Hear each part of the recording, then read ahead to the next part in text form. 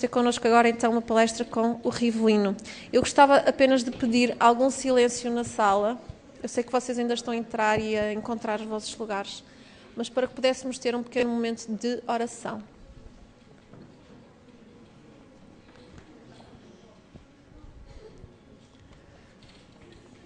Querido Pai e Senhor, estamos aqui um grupo de filhos teus e, querido Pai, tu sabes que no nosso coração o desejo é realmente de te servir, de nos prepararmos e apressarmos a tua vinda a esta terra, Senhor. Que tu possas neste momento abrir as nossas mentes e abrir o nosso coração para receber a mensagem que tu tens preparada para nós. Tudo isto eu te peço em nome de Jesus. Amém. Obrigado pela oração. Eu acho que esse será o meu seminário mais difícil, porque a hora do almoço se aproxima. Então, eu lembro que no Brasil há uma escola adventista, um internato, e que sempre que os sermões eram muito longos, as palestras eram muito longas ou muito chatas, os alunos tinham um código para informar o palestrante que estava na hora de acabar, porque eles queriam almoçar. E o código era dizer amém, bem alto. Então, quando eu começar a escutar uns améns aqui, eu sei que está na hora de terminar, porque as pessoas querem almoçar. Antes de entrar no tema de hoje, eu quero fazer duas observações sobre a palestra de ontem que eu apresentei, que foi, na verdade, a palestra da jovem Sônia, ficou famosíssima agora. O primeiro ponto que eu queria enfatizar sobre a palestra que eu não falei ontem, que quando nós falamos que a mutação não é suficiente para gerar novas características que seriam suficientes para gerar as diferentes espécies que nós temos no mundo, surge sempre aquele exemplo, que foi o exemplo que o professor apresentou na sala da Sônia, o exemplo da resistência que as bactérias desenvolvem contra as vacinas. Já ouviram falar isso? Que os evolucionistas usam como exemplo da teoria da evolução. As bactérias desenvolvem resistência contra antibióticos. Tanto é que hoje eu assisti um documentário que uma empresa lá no Canadá injeta nos frangos que são vendidos depois, nas galinhas, eles injetam 9 antibióticos diferentes para que as bactérias não se desenvolvam. Imagina, quando você vai comer aquele franguinho, aquela asinha de frango, ela vem com 9 antibióticos ali dentro. E ninguém tomaria 9 antibióticos aqui no café da manhã ou no pequeno almoço. Mas o que a maioria dos cientistas não explicam para você é como esse mecanismo de defesa que surge nas bactérias, como ele realmente funciona.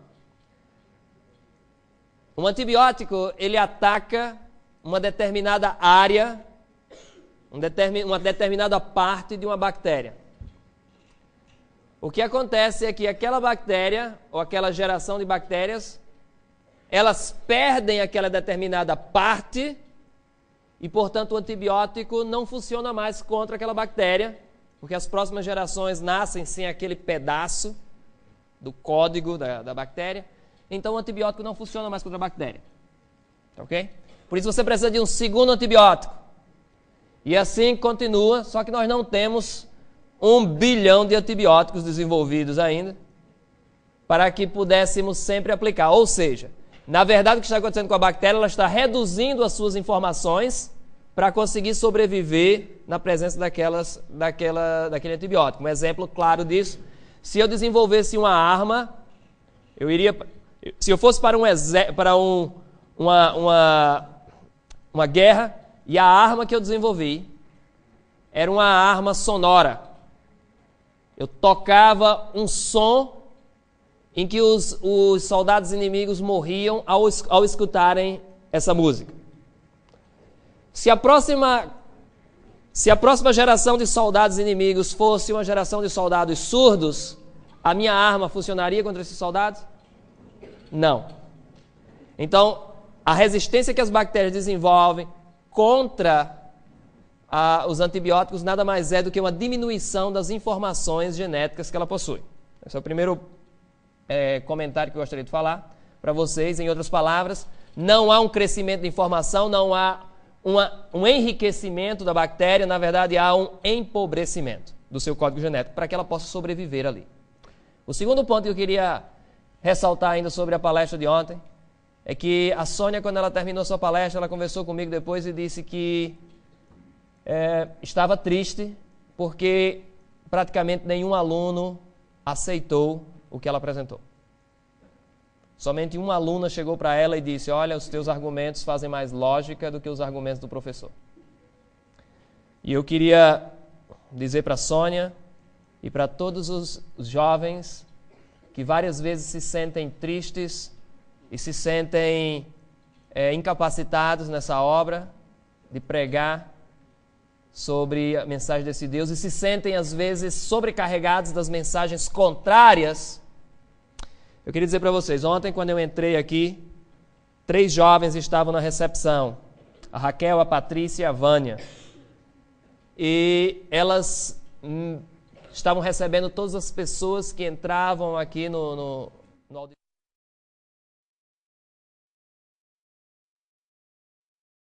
Elas estavam executando ali, era um trabalho extremamente importante. Fizeram muito bem feito, por sinal, não é à toa que eu estou comentando aqui. E cada um de vocês provavelmente recebeu um marca-página da geração Adventistas em Missão. E nesse marca-página que eu recebi da Raquel, tem um texto de 1 Coríntios, no capítulo 15, verso 58. Esse texto vai para a Sônia e para todos os jovens que já se sentiram desmotivados com o trabalho que têm feito. Esse texto diz: portanto, meus amados irmãos, sede firmes e constantes, sempre abundantes na obra do Senhor, sabendo que vosso trabalho não é vão. Então eu quero dizer para você, que talvez você pense várias vezes que o seu trabalho é em vão, até o dia que você chegar no céu e encontrar pessoas que você levou a Jesus sem nem perceber. No dia que eu estava passando pelo maior problema da minha vida, que eu vivi até hoje, não sei se vou ter que enfrentar outro, eu passei por um problema muito grande, eu estava arrasado espiritualmente, emocionalmente, estava no fundo do poço.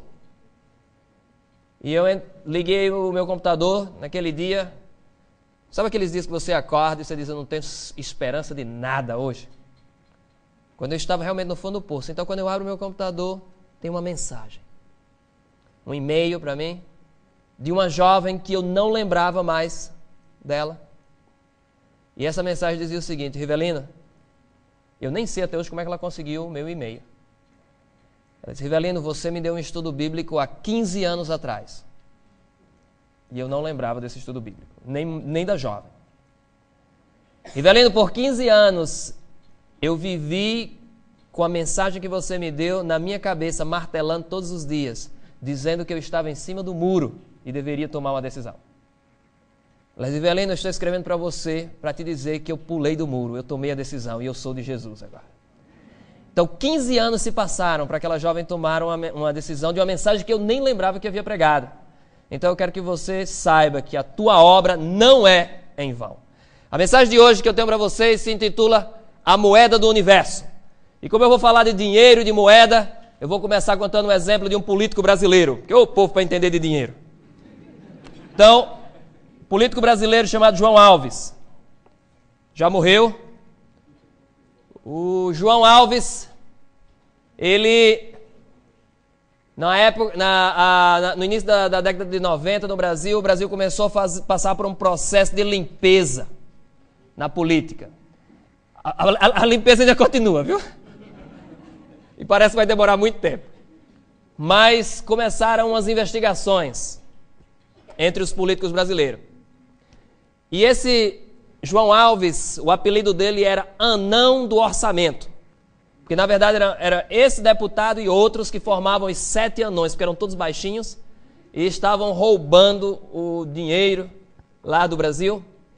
No fim das contas, o dinheiro do contribuinte. Na casa desses políticos, eles encontravam caixas com dinheiro. Caixas. Eram milhões. E no dia do julgamento, quando João Alves compareceu diante daquela reunião, perguntaram para ele: deputado, como é que o senhor, com um salário X, consegue ter uma riqueza de 20, 30, 50 vezes X? Como é que você explica isso? E a resposta do João Alves ficou clássica. O João Alves disse o seguinte: eu ganhei 13 vezes na loteria. Sou autêntico brasileiro. Vocês talvez não tenham percebido. Ele disse que ganhou 13 vezes na loteria. Você sabe quais são as chances de ganhar na loteria uma vez? Para ganhar uma vez, alguns matemáticos fizeram um cálculo na época, porque as chances de ganhar 13 vezes, na loteria é um número indecifrável. E um matemático na época, um estatístico, disse que era a mesma probabilidade, era a mesma chance de jogar uma bola de ping-pong no Oceano Atlântico e você dizer exatamente onde é que ela está. E o outro matemático chegou e disse: não, mas você não jogou a bola. E o cara ainda encontra.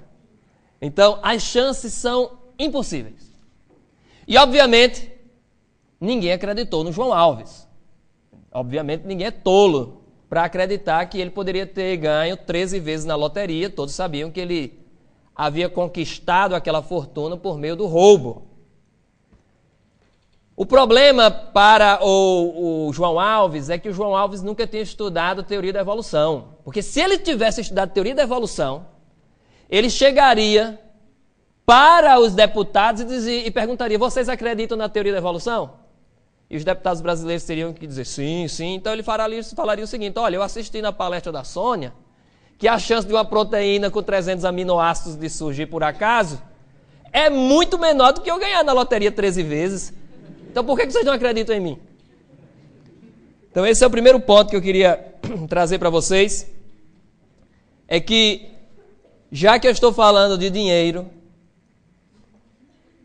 e de biologia, eu queria apresentar para vocês o que em biologia nós chamamos a moeda da célula. Antes de entrar na moeda do universo, eu vou entrar na moeda da célula, ok?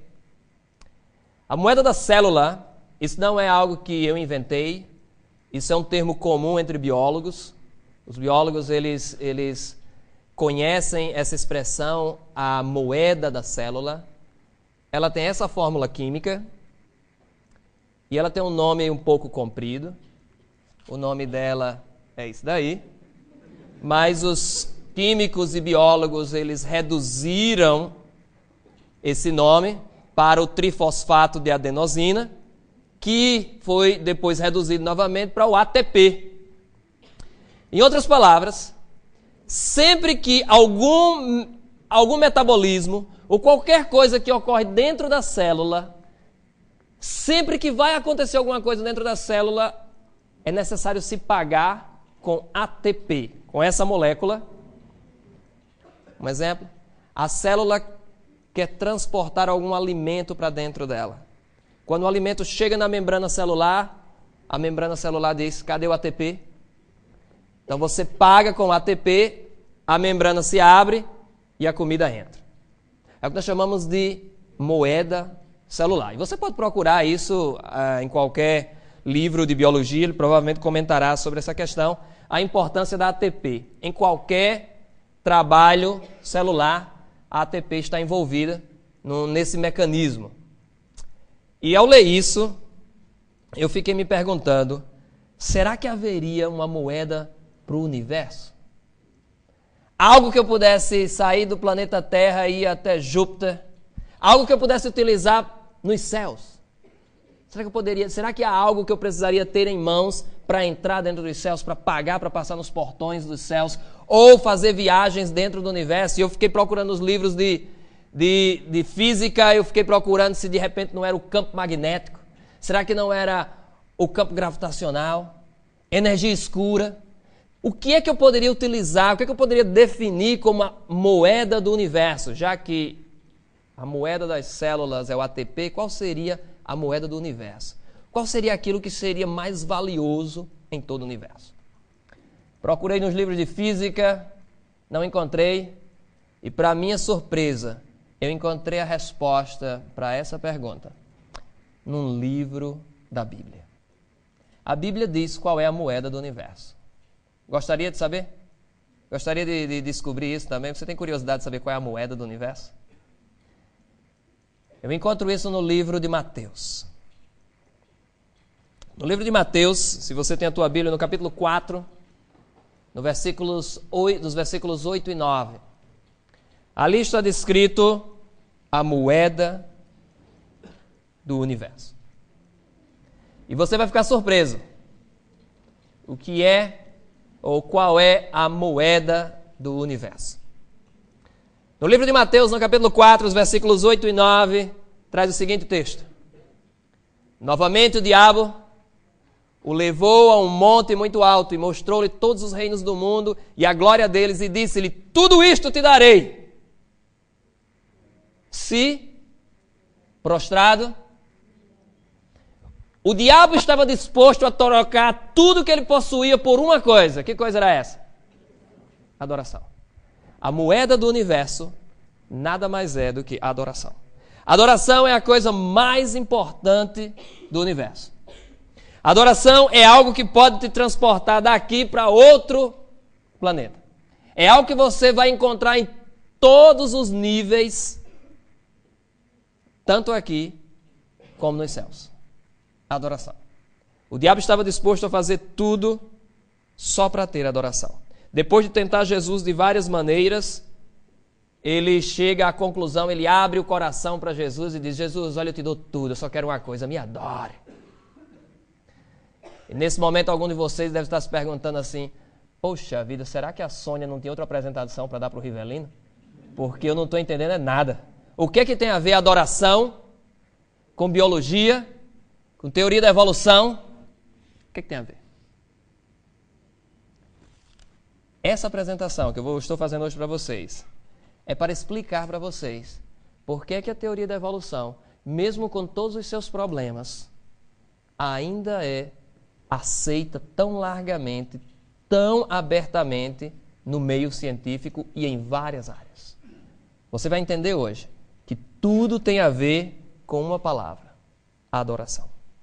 É neste tema que nós vamos entender por que isso é tão importante. Para entender melhor, eu preciso ler com vocês um outro texto da Bíblia. Agora, no livro de Apocalipse. E antes de falar de Apocalipse, eu quero falar algo para vocês, que a adoração é tão importante. Olha só essas imagens dos fãs. O cara tatuando a imagem dos atores nas suas costas. Uma pessoa com a tatuagem do nome Madonna, seja lá o que for no corpo. Eu queria perguntar algo para vocês. As pessoas adoram. Olhem os fãs num show de rock. Ou qualquer outra música. Como as pessoas levantam as mãos para os seus ídolos. Vocês já prestaram atenção nisso? As pessoas levantam a mão. Você já viu algum fã de Madonna que tem vergonha de ser fã da Madonna? Pensa, olha, eu sou fã da Madonna, mas não conta pra ninguém não, viu? Você nunca viu isso. Apesar de vermos muitos fãs de Jesus Cristo que têm vergonha de ser fã de Jesus Cristo. Mas a adoração está gravada em nossa mente, faz parte do ser humano, nós todos adoramos. A igreja não precisa ensinar ninguém a adorar, porque você já nasce com isso. Você já nasce com esse desejo de adoração. E se você não adora Jesus, vai adorar outras coisas. Vai adorar Madonna, ou Michael Jackson, ou Justin Bieber, e seja lá o que for. Você vai acabar adorando alguma coisa. E as pessoas adoram mesmo. E gritam. Quantas vezes eu já vi uma imagem dessa da pessoa gritando lá, pelo ator, pela atriz. É uma triste realidade. Mas eu quero com vocês ir no livro de Apocalipse. O livro de Apocalipse, talvez tenhamos alguma visita aqui que nunca tenha lido o livro de Apocalipse. O livro de Apocalipse é aquele que fala da besta de Apocalipse, que fala dos 666, que fala das pragas. Alguém aqui que não leu ainda o livro de Apocalipse? Posso ver as mãos? Alguém que não estudou o livro de Apocalipse? Eu tenho uma mão ali. Alguém mais que não estudou o livro de Apocalipse? Só uma pessoa nesse auditório todo? Não leu todo, mas eu vou fazer o seguinte. Eu quero que vocês duas, principalmente você que levanta a mão, eu não li o livro do Apocalipse, não conheço. No fim, nós vamos... Como? Pois não? Não estudou tudo, né? Então vai estudar com o pastor. Quando terminar aqui, nós vamos conversar com o pastor, ele vai dar um estudo bíblico até o final. Por que é importante isso? Porque no livro de Apocalipse, vocês vão encontrar algo interessante que vai te levar a essa questão de adoração. Apocalipse 14, capítulo 14, versículos 6 a 7, diz o seguinte, no livro de Apocalipse. E vi outro anjo voando pelo meio do céu e tinha um evangelho eterno para proclamar aos que habitam sobre a terra e toda nação, e tribo, e língua, e povo, dizendo com grande voz, temei a Deus e dá-lhe glória, porque é chegada a hora do seu juízo, e adorai o quê? Vocês estão entendendo que a última mensagem dada ao mundo, nós estamos falando aqui das 3 mensagens angélicas, a última mensagem adereçada ao mundo trata de que assunto? Da criação. A mensagem trata chamando as pessoas para adorar aquele que é o Criador. E eu quero que vocês prestem bastante atenção agora, porque agora o negócio vai começar a complicar. Ali no livro de Apocalipse, nos primeiros capítulos, nós temos as cartas às igrejas, as 7 igrejas. Vocês conhecem isso. Vamos ver se os irmãos estão fazendo estudo bíblico. Qual o nome da primeira igreja? Não estão fazendo estudo bíblico. Só 2 pessoas responderam. Qual o nome da primeira igreja? Éfeso. A segunda? Esmirna. A terceira? E aí começou aí confundiu agora, atrapalhou. Olha, então estão precisando de estudo bíblico. Pastor, vai ter trabalho, viu? Mas eu quero dizer para vocês o seguinte. Qual o nome da 7ª igreja? Qual o nome da última igreja? Laodiceia. Aí a gente conhece, né? Aquela que é quente, não é? Aquela que adora uma água morna. Pois é aquela mesma. Laodiceia, do grego lau, significa o quê? Povo. Laodiceia significa povo do juízo. É o povo que vive a última fase do cristianismo. Para cada igreja de Apocalipse, das 7 igrejas, para cada uma delas, Jesus se apresenta como algo que é extremamente importante para a igreja. Por exemplo, na igreja de Éfeso, Jesus se apresenta como aquele que anda por meio dos candeeiros. Por quê? Porque foi o período da igreja em que o próprio Jesus esteve no meio da igreja, já que os candeeiros representavam as igrejas. Quando Jesus fala para a igreja de Esmirna, a segunda fase da igreja, como é que Jesus se apresenta? Capítulo 3, aí, se vocês quiserem acompanhar, o capítulo 2 e 3. Como é que Jesus se apresenta à igreja de Esmirna? Eu sou aquele que morreu e o quê? Reviveu. Por que Jesus se apresenta como aquele que morreu e reviveu? O período da igreja de Esmirna foi um período de quê? De perseguições, de morte, mas Jesus não tem nenhuma reprovação a essa igreja. Uma igreja que aparentemente estava morta, por quê? Porque ela foi abafada, foi perseguida, se escondeu nas catacumbas. E agora preste atenção, como é que Jesus se apresenta à igreja de Laodiceia? Vamos ver como é que Jesus se apresenta à igreja de Laodiceia. Jesus é o quê? O princípio de quê? Da criação de Deus. Por que Jesus se apresenta à igreja de Laodiceia como o princípio da criação de Deus? Por que é que para a igreja de Laodiceia nós temos a questão da criação ali? Ele não se apresenta como o criador em nenhuma das igrejas, mas somente a igreja de Laodiceia. Por quê? Em que ano começou a igreja de Laodiceia? Quando foi que começou o darwinismo? Pouco depois, ou naquela mesma época, quando começou Laodiceia. Laodiceia é o único período do cristianismo em que os próprios cristãos duvidam que Deus é o Criador. Querem ver um exemplo? Todos os anos nos Estados Unidos as principais igrejas americanas celebram o Dia da Evolução, ou Domingo da Evolução. Não é meio paradoxal? E em 2010, eles tiveram 800 igrejas celebrando o fim de semana da evolução. Algumas igrejas cristãs já pediram desculpas a Charles Darwin. E várias igrejas cristãs hoje não creem mais na criação. Creem na evolução. Um exemplo disso. Esse é um gráfico que mostra o percentual de religiosos que acreditam que a evolução é a melhor explicação para a origem da vida. Entre os budistas, também é difícil até de saber o que é que o budista acredita, né? Então, para o budista, 81% é evolução. Para os hindus, 80%. Para os judeus, 77% dos judeus já acreditam na evolução. Isso lá nos Estados Unidos. Cristãos não afiliados, 72%. Católicos, 58% dos católicos já acreditam na teoria da evolução. O próprio Vaticano já disse oficialmente que acredita na teoria da evolução. O Vaticano, hoje em dia, tem conferências de evolucionismo. E se vocês quiserem ter um exemplo interessante, vá no YouTube e escreva criacionista na Conferência Evolucionista do Vaticano. E vocês vão ver um criacionista se levantando. Um criacionista se levantou, foi lá na frente, numa conferência evolucionista do Vaticano. Um criacionista se levantou e fez uma pergunta. E os seguranças tiraram o criacionista de dentro da conferência. E colocaram, expulsaram. E ao expulsá-lo, as pessoas aplaudiam. Cientistas aplaudindo a expulsão de dentro de um auditório de um homem que duvidava da teoria da evolução. Isso dentro do Vaticano. Então nós temos ali protestantes, os ortodoxos, todos em torno de 50%.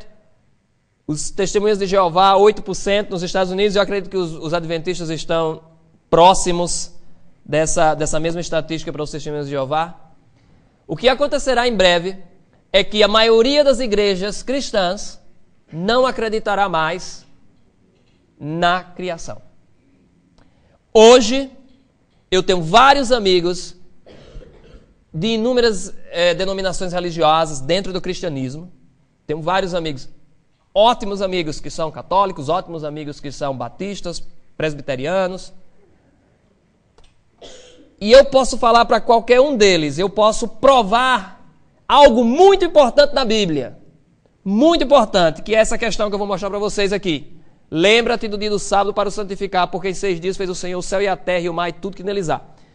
Eu provo para qualquer cristão hoje que o sábado é o dia do Senhor. Mas no momento em que o cristão não crê que Deus criou o mundo em 6 dias e descansou no 7º, esse texto tem algum valor? Não, esse texto perde completamente o seu valor. Então, se você começar a parar para pensar um pouco, você vai começar a entender que o ataque da teoria da evolução, a questão toda ali, eu quero que vocês entendam bem isso. A questão não é de mutação, não é de seleção natural, a questão é só de fé e adoração, nada mais. A luta toda, desde a época que a igreja de Laodiceia surgiu com a mensagem de proclamação, olha, nós estamos chegando ao mundo e estamos chegando ao tempo do juízo, adorem aquele que fez os céus e a terra. Nessa mesma época surge um movimento extremamente forte para provar que não existe Criador. E esse ataque vai justamente contra um mandamento da lei de Deus, que é o sábado, que proclama que Ele é o Criador. Então, eu não tenho problema nenhum que um ateu creia no evolucionismo. Ele tem todo o direito de fazer isso. Se ele não quer crer em Deus, o próprio Deus dá essa liberdade, Ele dá o livre-arbítrio. Se você não quer crer, Ele te dá toda a liberdade de fazer isso. O meu problema está quando eu vejo um adventista do 7º dia que não crê que Deus criou as coisas aqui em 6 dias e descansou no 7º. Porque a tua própria fé e a tua própria doutrina perdem o sentido. E é nesse ponto que nós devemos entender, a guerra, ela não é científica, ela é espiritual. Vocês acham que que o Richard Dawkins ele tem as respostas para todas as coisas? Vocês acham isso? Eu queria só lembrá-los. Richard Dawkins foi o autor do livro The God Delusion, um livro que se transformou num best-seller, vendeu milhões de cópias, várias pessoas deixaram de crer em Deus após lerem esse livro, vários jovens abandonaram a igreja ao lerem esse livro.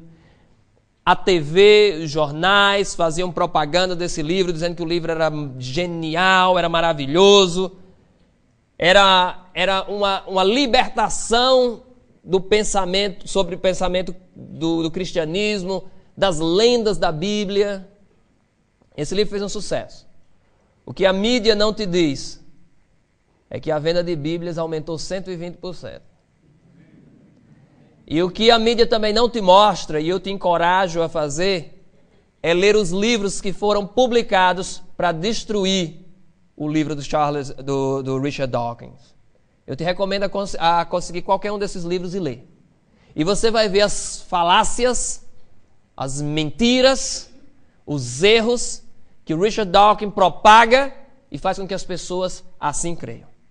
Quando eu vejo um professor olhar para uma bactéria e dizer, viu aí, a bactéria ficou resistente à vacina, e ele consegue ver na bactéria o Criador do mundo, eu só lembro o texto de Êxodo, capítulo 32, que diz, ó Israel, aqui estão os teus deuses.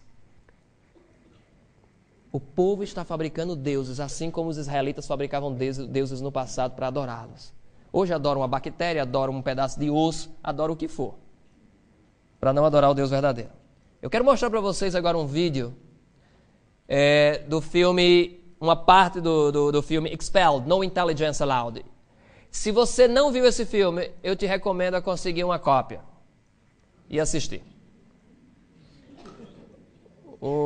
Pirata não, irmão. Mas assista o filme. Expelled, No Intelligence Allowed, do Ben Stein. Se você acha que o Richard Dawkins tem as respostas, se você acha que o Richard Dawkins tem certeza do que está falando, eu quero mostrar para vocês 2 minutos do vídeo, quando ele é entrevistado pelo Ben Stein. O vídeo está em inglês, com as legendas em português, somente 2 minutos. E eu quero que vocês prestem atenção. O Ben Stein vai perguntar ao Richard Dawkins, primeiro, qual é a probabilidade de que Deus não existe? E em seguida ele vai perguntar, como é que o senhor sabe? Como foi que tudo começou então? Preste atenção na resposta, que vem da boca do Papa do ateísmo, e depois veja se os ateus estão construindo uma casa em cima de areia movediça ou não. Preste atenção nesse vídeo. Free yourself from primitive superstition. So religion's a primitive superstition? Oh, I think it is, yes. So you believe it's liberating to tell people that there is no God? I think a lot of people, when they give up God, feel a great sense of release and freedom. Why do you think that? I mean, what's your Well, dad? What's your scientist? What's your dad? I think, well, I've had a lot of letters saying that, and I've... There are 8 billion people in the world, I Dr. know, Dawkins. I know, How many letters have you had? No, I haven't done that. That's quite true. Professor Dawkins seemed so convinced that God doesn't exist that I wondered if he would be willing to put a number on it. Well, it's hard to put a figure on it, but I mean, I'd put it as something like, 99% against or something. Well, how do you know it's 99%? I don't. Say not 97%. No, I did. You asked me to put a figure on it, and I'm not comfortable putting a figure on it. I think I just think it's very unlikely. What?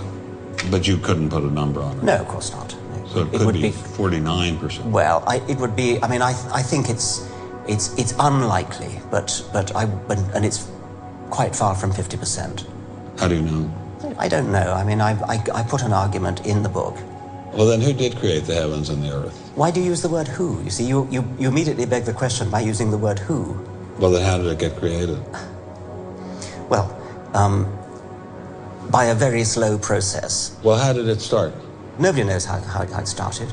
We know the kind of event that it must have been. We know the sort of event that must have happened for the origin of life. And what was that? It was the origin of the first self-replicating molecule. Right, how did that happen? I told you we don't know. So you have no idea how it started? No, nor has anybody. Nor has anyone else. What do you think is the possibility that intelligent design might turn out to be the answer to some issues in genetics or in evolution? It could come about in the following way. Não gostando do vídeo, né? Be Não quero that mais parar. at some Ok, obrigado. Richard Dawkins tem as respostas para as perguntas? Não, ele não tem a resposta. Mas ele quer que você creia que ele tem uma resposta que ele sabe que não tem. Isso que me impressiona no ateísmo. Constrói-se um Deus. A Bíblia fala que não fala, que não ouve, e o povo vai lá e adora. Eu fico impressionado com isso, em ver que nós estamos sendo enganados. Nós não, porque pela graça do Senhor Jesus ninguém aqui está enganado. O que me preocupa é ver o mundo sendo enganado a cada dia. Eu lembro de uma vez falando com uma jovem, eu disse para ela, ela cresceu num lar ateu, e eu perguntei para ela, os teus pais alguma vez te proibiram de acreditar em Pai Natal, ou o Papai Noel, Santa Claus? Os teus pais já te proibiram de acreditar? Ela disse, não. Por que eles estão tão preocupados em te proibir de acreditar em Deus? Não é estranho que os teus pais nunca fizeram uma campanha contra o Pai Natal? Já viu alguém saindo no meio da rua gritando, Pai Natal não existe, não creia nisso? Eu nunca vi. E aquela jovem ficou pensando e disse, sabe de uma coisa, você tem razão. Aí eu disse, você sabe por que ninguém faz campanha contra o Pai Natal? Porque Pai Natal não existe, minha filha.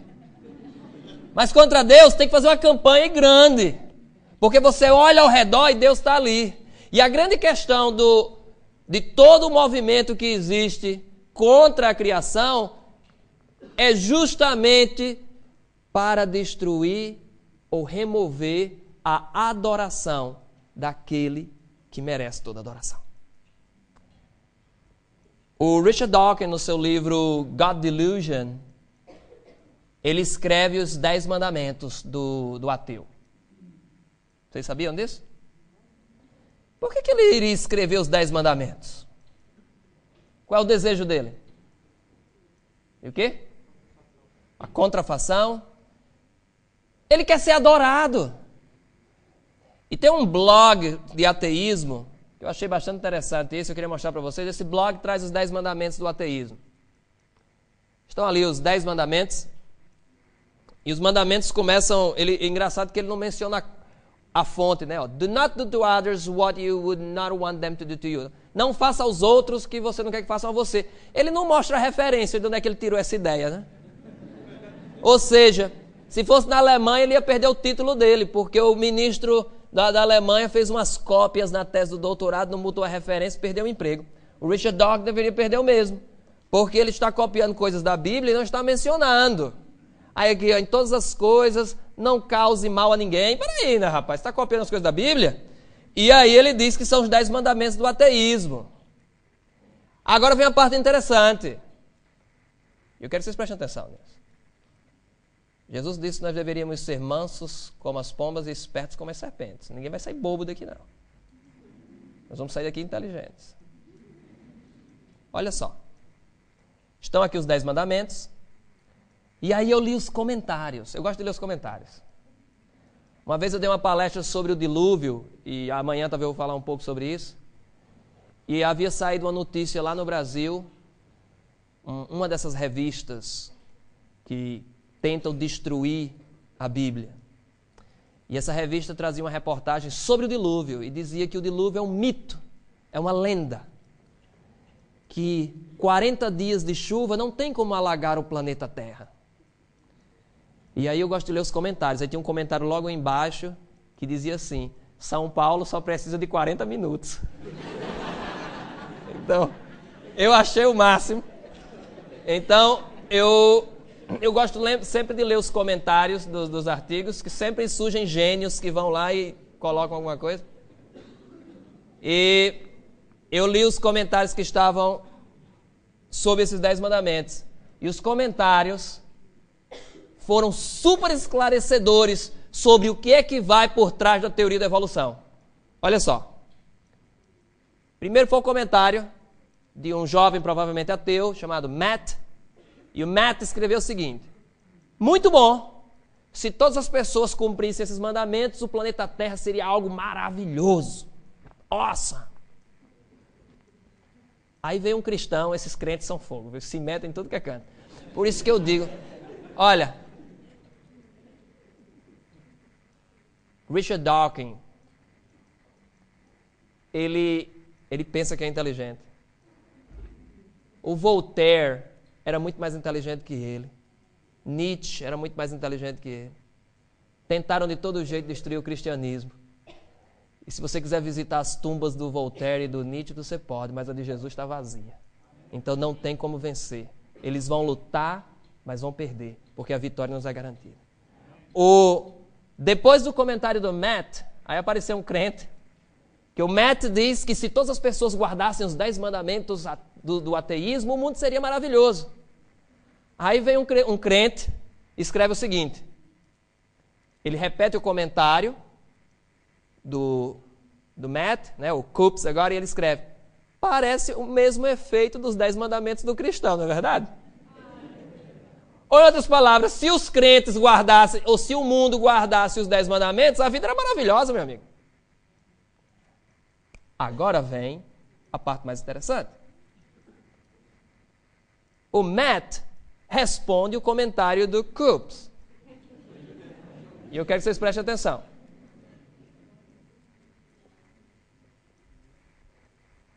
Mesmo efeito, mas muito melhor, porque você não precisa de quê?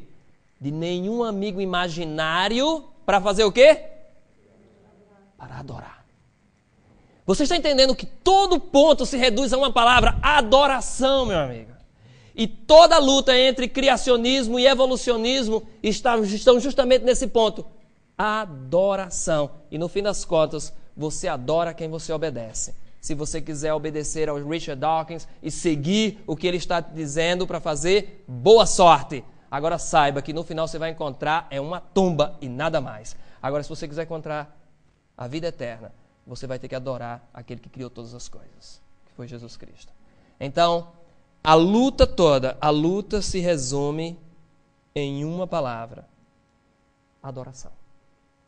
O que está por trás da teoria da evolução, o que mexe a teoria da evolução, nada mais é o desejo de conseguir adoração para si.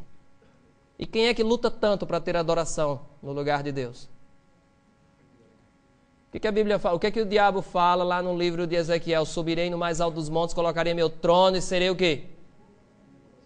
Serei como Deus, serei como o Altíssimo. Esse é o desejo dele. Eu digo isso para os jovens principalmente: lutem, continuem falando nas escolas, não tenham medo de mostrar a tua fé, mas saiba que profeticamente nós não temos como vencer essa batalha na questão intelectual.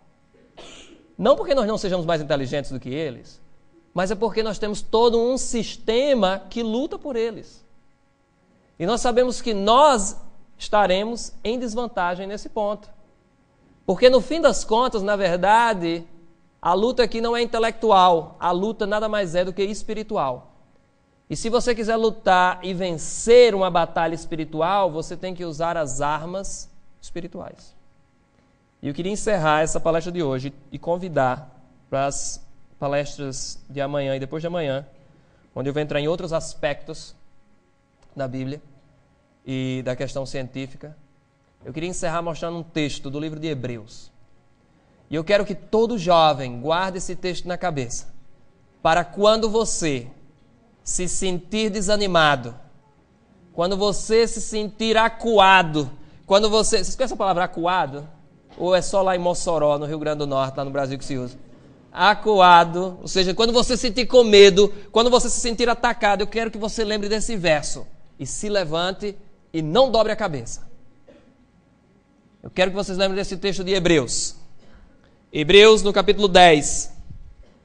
Eu quero que você memorize esse texto. E saiba que essa luta é espiritual e nós vamos vencer com as armas espirituais. Hebreus 10, verso 38, que diz assim: o meu justo viverá pela fé, mas se ele recuar, a minha alma não tem prazer nele. Meu irmão, minha irmã, Deus está te chamando a ser um herói na fé. E Ele está dizendo para você, você vai vencer e é pela fé. Não recue. Não volte atrás. Porque eu às vezes imagino o exemplo de Moisés no Egito. A Bíblia fala que ele foi educado em toda a ciência dos egípcios. Sabia tudo que tinha na ciência egípcia, mas preferiu ficar com Deus. Eu te digo uma coisa, José era provavelmente o herdeiro do trono egípcio. Se Moisés tivesse decidido ficar do lado do faraó, Moisés era uma múmia hoje. Mas ele decidiu ficar do lado de Deus e ele está vivo nos céus. A escolha é tua, que Deus te abençoe. Amém.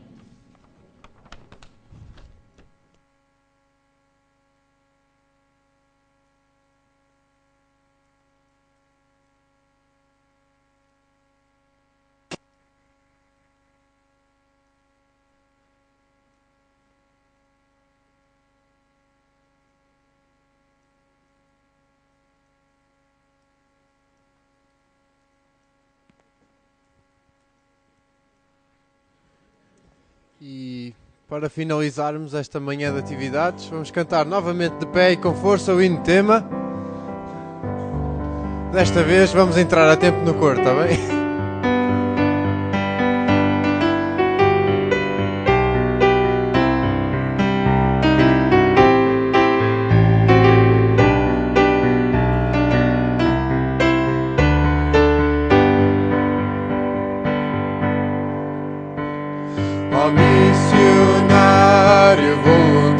Cristo já vos chama, combate contra o mal.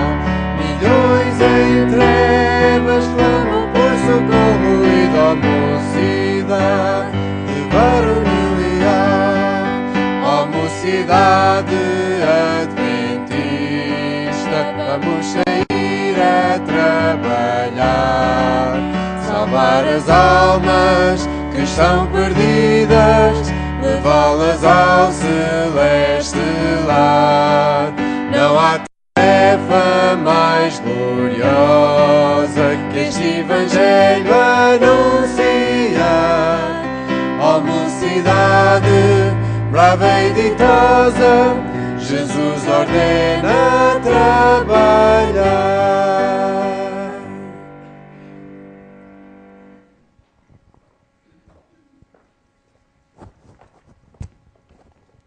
Vamos então orar. Querido Deus, estamos aqui, Tu sabes porque Te queremos adorar. Sabemos que o mundo nos puxa para adorarmos outras coisas, outras pessoas, mas nós estamos aqui porque queremos, Senhor, afirmar esta vontade de que Te queremos realmente adorar somente a Ti. E Te adoramos porque Tu nos criaste e porque sabemos que estamos aqui porque Tu tens um plano para nós. E Te pedimos, Senhor, que nos ajudes ao longo destes dias a sabermos afirmar a nossa fé e a sabermos também como podemos fazer para mostrar isso aos outros. Muitas vezes procuramos aqueles que já Te conhecem para lhe mostrarmos aquilo que são realmente as nossas crenças e aquilo que acreditamos. Mas ajuda-nos também a saber procurar aqueles que, na verdade, não Te conhecem e insistem em não Te procurar. Que Tu nos ajudes, Senhor, a sermos uma luz para o mundo também para essas pessoas. Que nos venhas dar um bom resto de dia na Tua companhia. É aquilo que eu Te peço e agradeço. No nome santo de Jesus. Amém.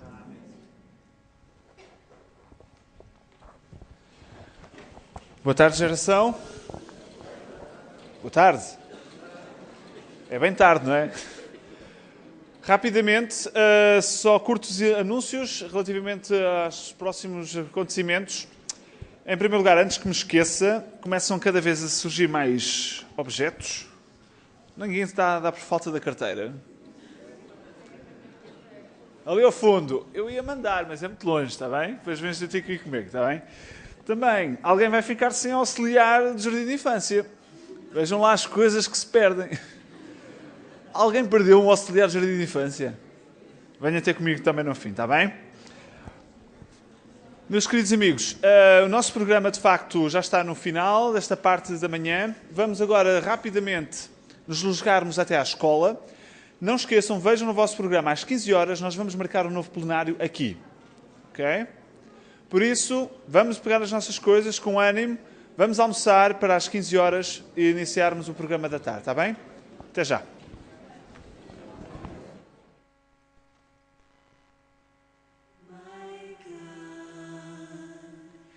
When I in awesome wonder consider all the worlds thy hands have made, I see the stars, I hear the rolling thunder, thy power throughout the universe displayed. Then sings my soul, my soul, my Savior God to thee. How great thou art!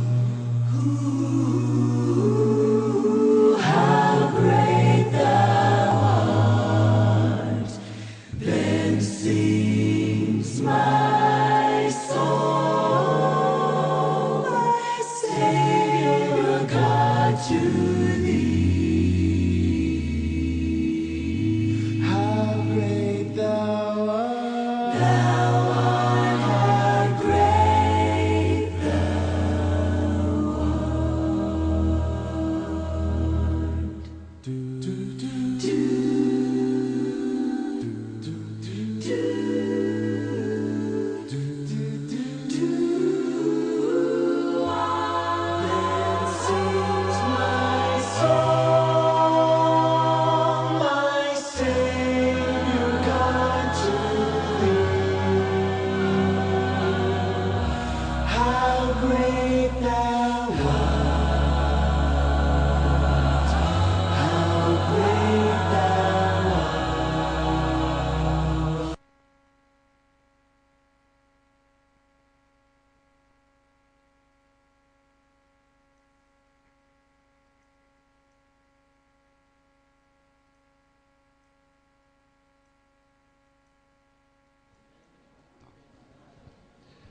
Muito boa tarde para todos. Estamos no final da parte do programa da manhã deste terceiro dia da primeira convenção Geração Adventista em Missão, e tenho aqui ao meu lado o irmão José Colasso, que no fundo acaba por ser uma pessoa muito importante em toda esta orgânica toda, porque está aqui em representação da ASI Portugal, que foi a entidade que inicialmente promoveu a organização do Geração desta convenção. Desde a primeira hora que a ASI é o primeiro apoiante deste movimento, desta atividade, desta convenção.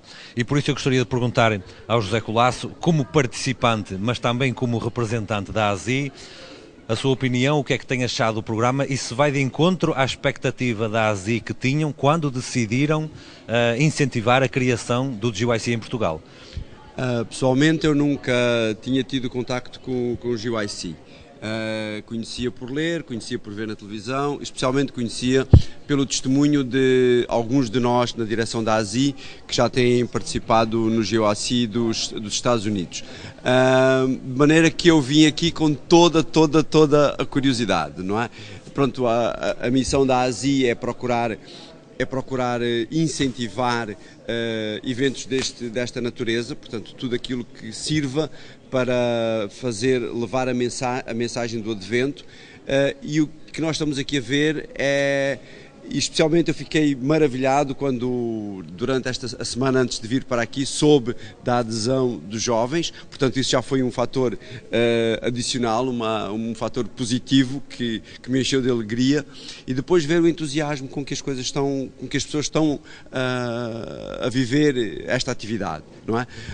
Só um pequeno exemplo, isto é muito, muito pessoal e pronto, e mexeu um bocado comigo.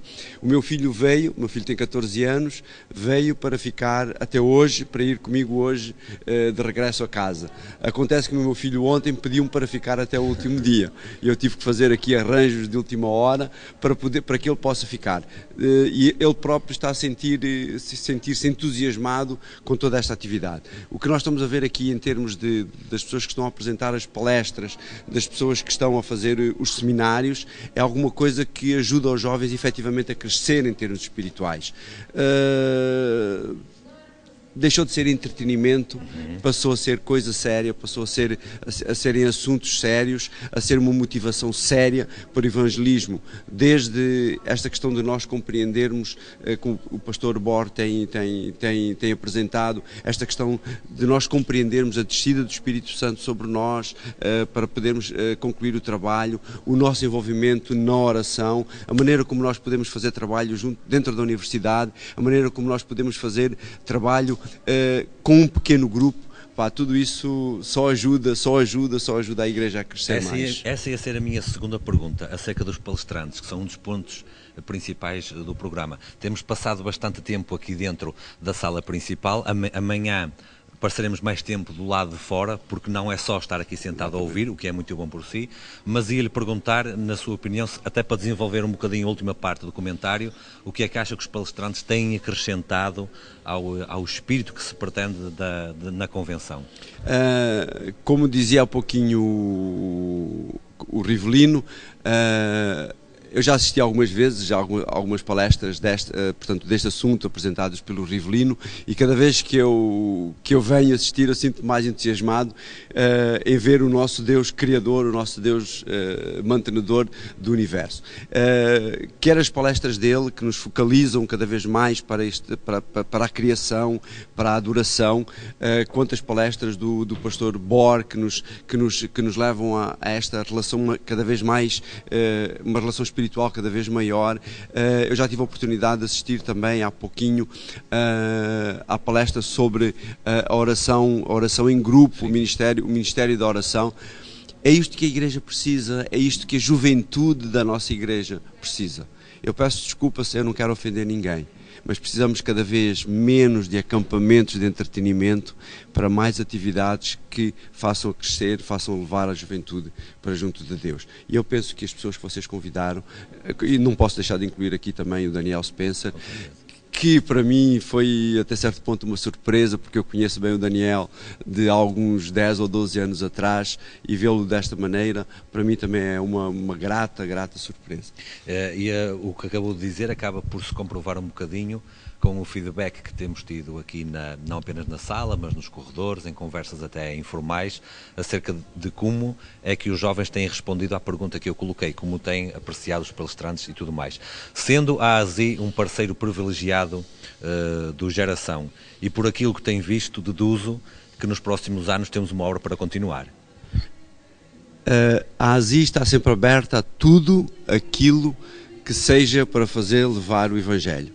Se a Geração Adventista em Missão continuar neste propósito, podem contar de certeza absoluta, e eu tenho a certeza que sim, que essa é a vossa intenção, que esse é o vosso propósito, que essa é a vossa... Eu estive a ler no folheto que nos foi entregue com o programa, a vossa missão, o vosso agora faz uma palavra, portanto, os vossos... Espírito de missão, exatamente. E a visão também. Exatamente. Portanto, sendo isso, com certeza que a ASI será.